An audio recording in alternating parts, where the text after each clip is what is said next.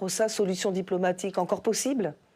Oui, bien sûr, mais effectivement, un accord avait été signé en 2015, qui avait d'ailleurs été remis en cause par Trump lors de sa première élection à la présidence des États-Unis. Donc c'est ce chemin-là, le chemin de la négociation qu'il faut reprendre. Mais je voudrais vraiment insister sur un point. Personne ne nous fera croire qu'Israël, que Benyamin Netanyahou, qui est un chef de gouvernement raciste, suprémaciste, défend les libertés dans le monde. En tout cas, il ne faut pas avoir la moindre mansuétude à l'égard du gouvernement israélien qui commet un génocide à Gaza et que nous avons laissé bénéficier d'une forme d'impunité depuis maintenant 20 mois. Il est temps que ça s'arrête. Mais parce qu'il y a une forme de lâcheté des gouvernements occidentaux vis-à-vis du gouvernement de Benyamin Netanyahou. Une lâcheté. Et je maintiens qu'il y a un deux poids deux mesures qui est choquant. Qu'est-ce qui fait qu'aujourd'hui un maire peut afficher le drapeau de l'Ukraine sur sa mairie et que s'il affiche un drapeau de la Palestine, dans les 2 jours, il a un courrier du préfet qui lui demande de le retirer. Je pense au maire de Gennevilliers, par exemple, dans les Hauts-de-Seine, qui a encore reçu un courrier cette semaine. Qu'est-ce qui justifie ça? Est-ce que ce qui se passe en Palestine est moins important? Est-ce que les Palestiniens sont des sous-humains dont on devrait ignorer l'existence? Je ne le pense pas. On parle quand même de 60 000 morts, selon la revue The Lancet, des femmes, des enfants, une situation où on prive d'aide alimentaire des populations entières. Et donc je pense que si on défend le droit international, si on défend des valeurs humanistes, on doit les défendre partout. Dans une déclaration incendiaire qui fait débat, Ian Brossat, sénateur français et figure engagée, dénonce avec force la complicité des gouvernements occidentaux face aux agissements du gouvernement israélien. Personne ne peut prétendre que Benjamin Netanyahou, chef de gouvernement raciste et suprémaciste, défend les libertés dans le monde, martèle-t-il, rappelant que l'impunité dont bénéficie Israël depuis des décennies a déjà coûté la vie à 60 000 Palestiniens en seulement 20 mois, selon les données accablantes du prestigieux journal médical Le Lancet.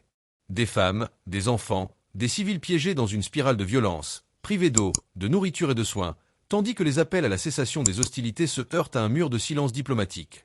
L'élu critique également l'hypocrisie des États occidentaux, qui célèbrent ouvertement leur soutien à l'Ukraine tout en censurant la cause palestinienne. Pourquoi un maire peut arborer le drapeau ukrainien sans être inquiété, mais risque une mise en demeure s'il affiche celui de la Palestine? Une question qui résonne comme un cri d'alerte contre un système d'injustice mondiale, où les vies palestiniennes semblent compter moins que d'autres. Face à cette lâcheté coupable, Brossat appelle à rompre avec les faux prétextes et à imposer enfin le respect du droit international, sans exception. Car, rappelle-t-il avec justesse, si nous défendons les valeurs humanistes, elles doivent valoir pour tous, partout, sans compromis. Ian Brossat, solution diplomatique encore possible?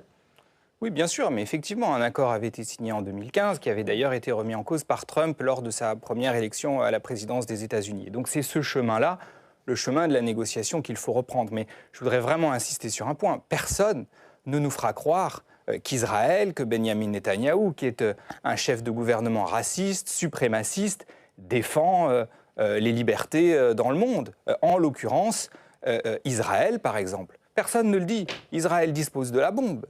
Israël a refusé de signer le traité de non-prolifération. Israël ne l'assume pas, mais c'est la réalité. Vous savez quand même qu'un citoyen israélien qui était ingénieur nucléaire a été condamné à 18 ans de prison, dont 11 à l'isolement, parce qu'il a révélé qu'Israël disposait de la bombe.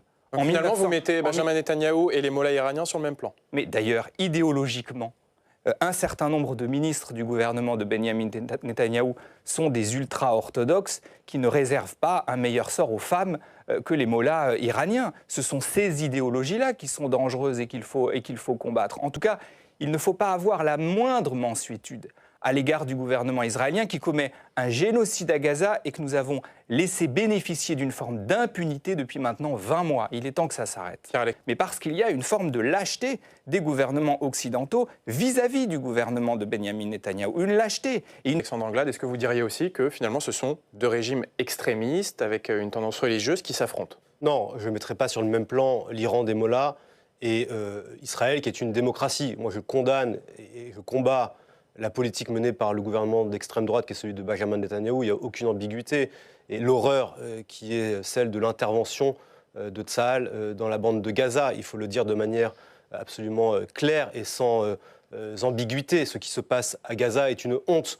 Voir des femmes, des enfants, des civils innocents qui sont affamés, comme c'est aujourd'hui le cas. Les images qui nous viennent quotidiennement de Gaza ne sont pas acceptables. Et en même temps, reconnaître qu'Israël a vécu le plus grand pogrom depuis la fin de la Seconde Guerre mondiale et que le Hamas est un mouvement terroriste qui se sert des civils dans son combat contre Israël. Tout cela est très compliqué et très imbriqué. C'est pour ça qu'il faut défendre le droit international et que la France, à aucun moment, n'a soutenu ou encouragé les frappes menées par Israël sur l'Iran. Et de la même manière, il faut dire que les missiles iraniens, balistiques, qui aujourd'hui s'écrasent sur les populations civiles israéliennes, doivent être dénoncés et condamnés de la même manière. Et donc, le seul chemin, dans ce moment où tout est confus, où nous avons une forme de fuite en avant, d'escalade, de brutalité de toutes parts, c'est celui du retour à la discussion, à la négociation. Et c'est ce que les Européens, et notamment la France, essayent de faire. Alors, on n'y est pas pour l'instant.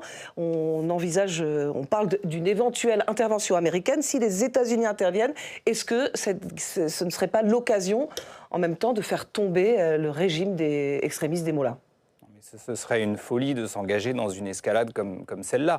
D'ailleurs, vous le voyez bien depuis tout à l'heure. Les arguments qu'on avance évoluent de minute en minute. Maintenant, il s'agirait d'intervenir pour faire tomber le régime des Mollahs. On l'a bien vu.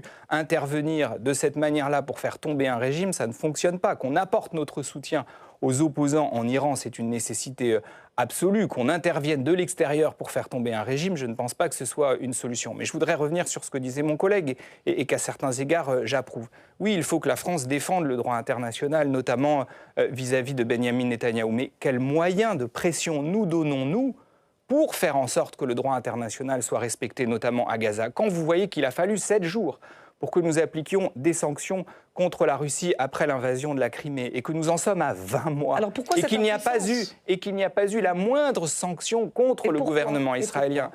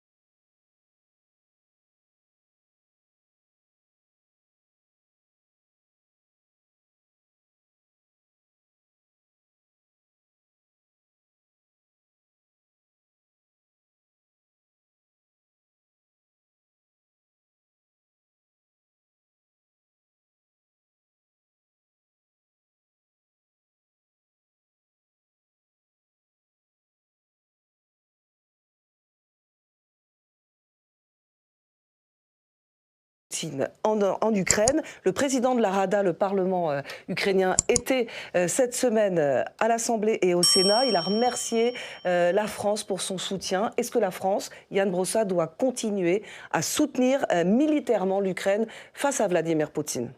Oui, bien sûr. En l'occurrence, il y a un agresseur, la Russie, un agressé, l'Ukraine, et notre devoir est de nous tenir aux côtés de l'Ukraine. Il n'y a aucune ambiguïté là-dessus. Y compris militairement. Y compris, enfin, sans envoyer des troupes, mais enfin, en tout cas, en contribuant financièrement à l'armement de l'Ukraine. Ça, oui, bien sûr. Et d'ailleurs, nous l'avons dit depuis le début. Simplement, permettez-moi là aussi de constater qu'il y a un 2 poids 2 mesures dans le respect du droit international qui me paraît choquant. Et vous avez bien fait d'ailleurs de parler à la fois de la Palestine en début d'émission et maintenant de l'Ukraine, parce que le décalage paraît quand même monstrueux. On apporte notre soutien à l'Ukraine et on a raison de le faire, et nous laissons crever la Palestine. C'est quand même ça la réalité que les Français constatent, parce qu'elle est sous nos yeux. C'est la réalité. Et donc, à un moment donné, on ne peut pas avoir 2 poids 2 mesures, sinon on décrédibilise l'ensemble de notre politique. Pierre-Alexandre Anglade, il y a 2 poids 2 mesures entre notre soutien qui est très fort à l'Ukraine face à l'agression russe et ce qui se passe à Gaza et un peu l'immobilisme des Européens face à cette guerre à Gaza. Je ne veux pas faire d'équivalence entre les conflits. Tous les conflits sont évidemment terribles et brutaux, et on voit bien que de part et d'autre, ce sont d'abord des civils innocents qui sont les victimes des bombes des différentes armées. Et pendant que le regard du monde est concentré sur ce qui se passe au Proche-Orient, la Russie continue d'écraser l'Ukraine sous les bombes. Chaque jour, nous voyons des civils innocents à Kiev et partout sur le territoire ukrainien être les victimes des soudards de Poutine. Je rappelle une chose, pourquoi est-ce que l'Ukraine a été attaquée ? Non pas pour ce qu'elle fait, elle n'agresse et ne menace personne. Elle est attaquée pour ce qu'elle est, c'est-à-dire un pays libre, démocratique et qui a fait le choix de se tourner vers l'Europe. Et au fond, si nous laissons tomber l'Ukraine, si nous disions cela ne nous importe peu, c'est aux marges de l'Europe et au fond que les Ukrainiens se débrouillent. La Russie de Vladimir Poutine viendrait évidemment à s'emparer de l'ensemble de l'Ukraine et viendrait très rapidement tester les frontières de l'Union européenne, de pays avec lesquels nous sommes engagés dans un processus politique commun. Et alors, nous ne connaîtrions plus la paix, la liberté et la prospérité telle que nous la connaissons en France et en Europe depuis la fin de la Seconde Guerre mondiale ou la chute du mur de Berlin. Et donc ce conflit, quelque part, est un conflit aussi existentiel pour notre paix et pour notre sécurité, à nous aussi Français. Conflit existentiel pour notre paix, pour bien notre sûr, sécurité. et qu'on ait besoin de défendre nos valeurs, le droit international, je l'approuve parfaitement. Simplement, je maintiens qu'il y a un deux poids, deux mesures qui est choquant. Qu'est-ce qui fait qu'aujourd'hui, un maire peut afficher le drapeau de l'Ukraine sur sa mairie et que s'il affiche un drapeau de la Palestine, dans les 2 jours, il a un courrier du préfet qui lui demande de le retirer. Je pense au maire de Gennevilliers, par exemple, dans les Hauts-de-Seine, qui a encore reçu un courrier cette semaine. Qu'est-ce qui justifie ça ? Est-ce que ce qui se passe en Palestine est moins important ? Est-ce que les Palestiniens sont des sous-humains dont on devrait ignorer l'existence? Je ne le pense pas. On parle quand même de 60 000 morts, selon la revue The Lancet, des femmes, des enfants, une situation où on prive d'aide alimentaire des populations entières. Et donc je pense que si on défend le droit international, si on défend des valeurs humanistes, on doit les défendre partout.